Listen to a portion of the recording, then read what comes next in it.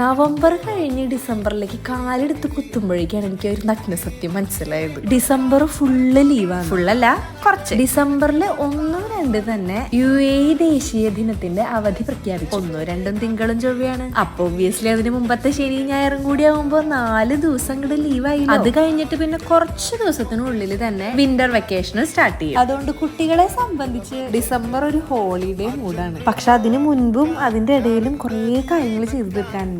ഇന്ന് പിന്നെ സ്കൂള് വിട്ട് വന്നതിന്റെ ക്ഷീണം ഒരു ബോംബെ സമൂസയിലും ഒരു പഴംപൊരിയിലും ഞാൻ ഒതുക്കാന്ന് വിചാരിച്ചു.